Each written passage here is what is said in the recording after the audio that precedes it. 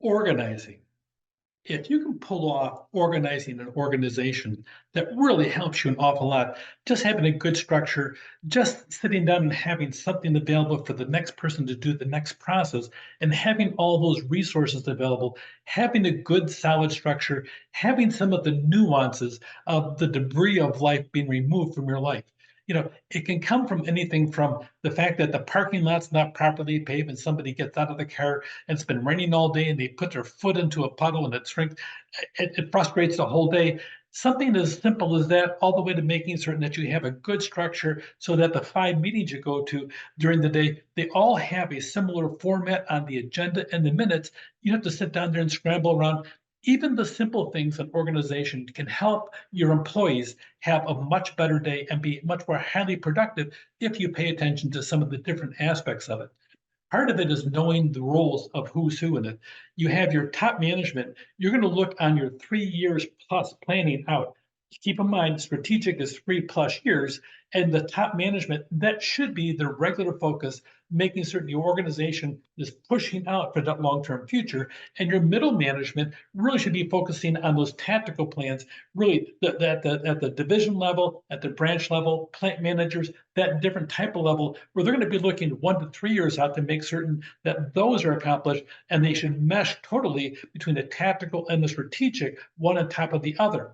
And then finally, the operational plans, the supervisors working directly with the employees, they're going to take all those plans, work them down into daily operations as what's going to on this week, this month, and this year. So all of them, you have this unified system of everybody working in harmony towards the same big picture of the organization. And hopefully that all 3 levels are consistent and you're all thinking similar and having communication going up and down the communication chain.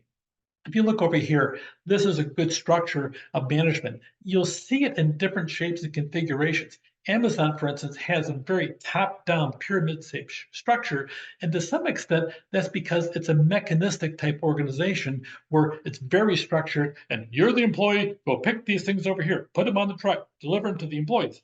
It's not necessarily a creative organization. They're not manufacturing brand new turf. They are manufacturing continually new technology. But that being said, you would expect a solid pyramid to take place with a mechanistic organization.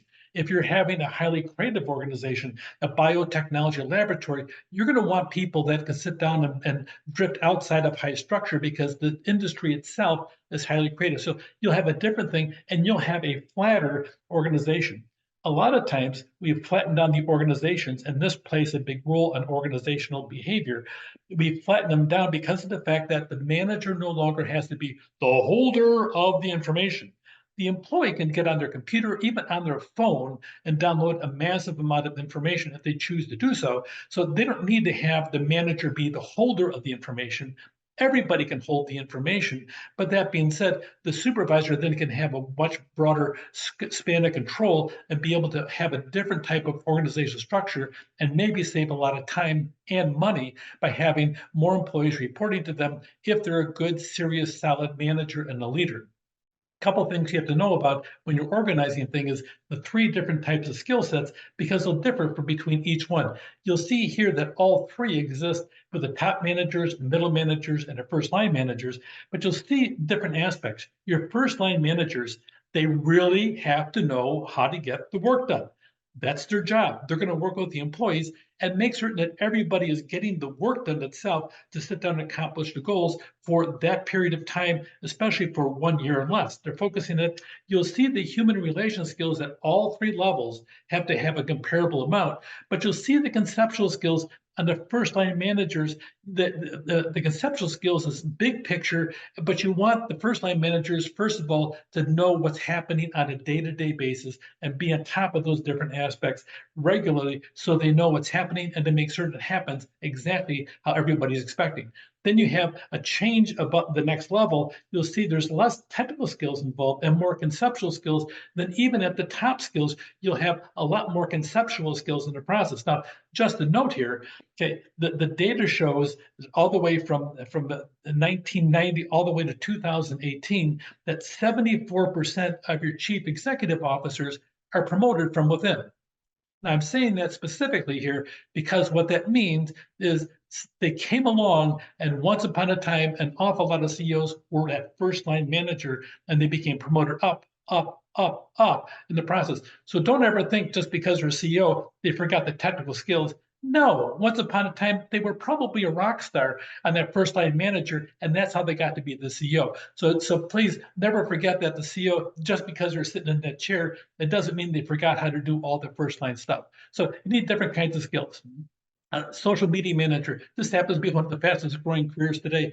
If you go back historically, you'll see in 2019, print advertising was eclipsed for the first time by social media advertising. And since then, social media has blown up and everything else. But don't think that print is dead, because it's not.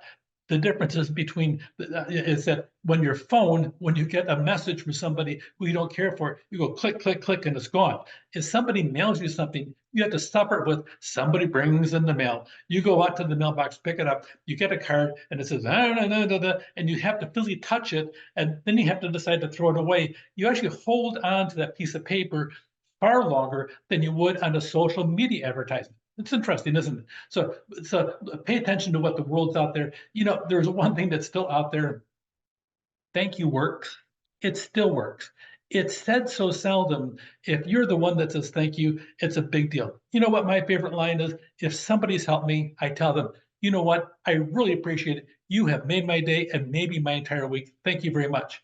They like that because of the fact that they did something, and no matter what happens, I'll probably be the only one that day that said that. I hope not, but if I am, I'm glad to do so, because if I need to deal with them again, they will remember that because of the fact of what I said, and make a better service even than they did that time. So always say thank you. It works better.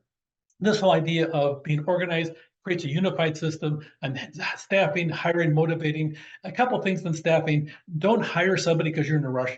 This is the big deal. I want you to stop and think about the aspect.